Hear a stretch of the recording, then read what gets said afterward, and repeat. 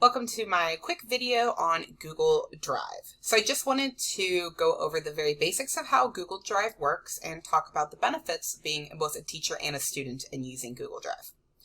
So I like to think of Google Drive as a digital binder. It's where you can keep all of your files, pictures, presentations, videos, anything like that, all together in one place on the cloud. Okay, so to find your Google Drive from your main Google window, you're going to click on the 9.Google app menu. And Drive should be one of your options. It's a triangle. It's actually similar to the recycling sign with the yellow, green, and blue. When I open up Drive, this is my digital binder. This is where I can keep anything that I want to be able to access from any computer. It's the real bonus to Google.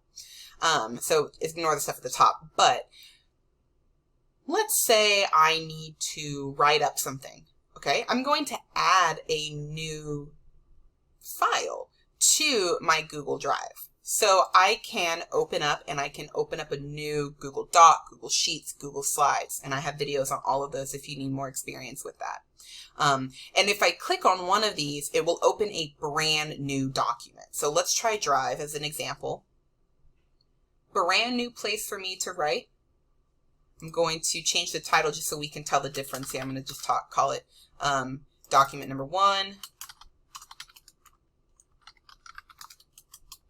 Okay, I'm not going to write anything, but let's say I'm all done with that. I'm going to close it, but we're going to see how it's still saved in my Google Drive. And there it is. I now have a new file that I can access from any computer as long as I log into my Google account. But let's say I'm working on my computer and I already have files saved on my desktop or on my computer that I want to be able to access in other places. That's great. That's what Google Drive is for. So you can add existing documents to your Google Drive. So let's say I have something saved already, like a picture on my computer, and I want to add it to my Google Drive because then I can go to my classroom, or I can go into the school office, or I can go visit, friends or family or whatever, and use their computers to still access all of my things. So to do that, notice that the button is similar to creating a new, anything else, email or other things, but I'm going to go to the new button in the upper left-hand corner. Going to click that, and now there's an option for file upload. This will allow me to take any file that is on my computer and upload it to the drive. So it's going to open up the mess that is let's say I want to keep this picture. I opened it, it's loading, and boom, now my picture is on my Google Drive and I can access this picture and this document from any computer with internet access. So any file can be uploaded onto Google Drive for the most part that you're going to use as a teacher or a student. So let's say I'm starting to upload a bunch of stuff and now I need to organize. That's when we're going to introduce files. So I'm going to use these two documents as an example. So let's say my document that I'm writing, the document number 1, let's say that's related to my ELA class. So I created a new folder called ELA.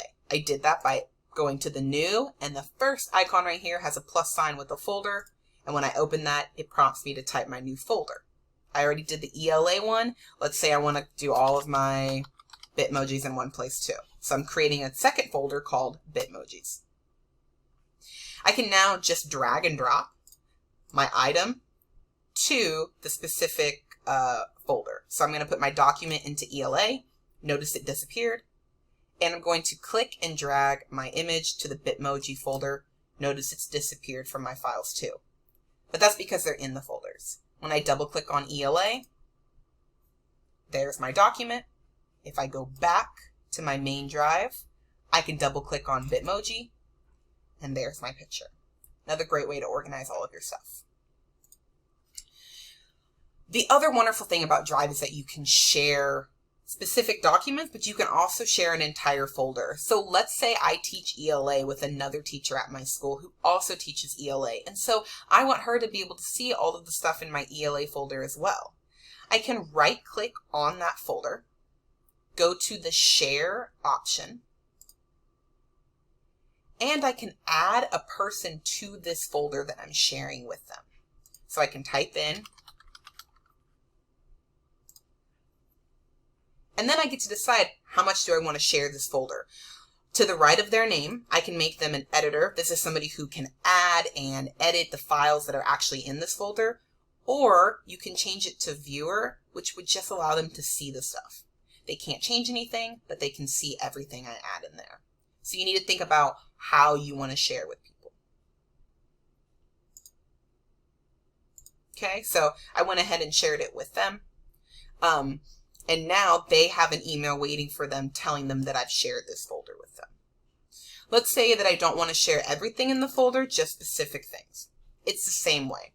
Right-click on it, select the share option, and again, I can type in a person's name and change how much permission I want them to have.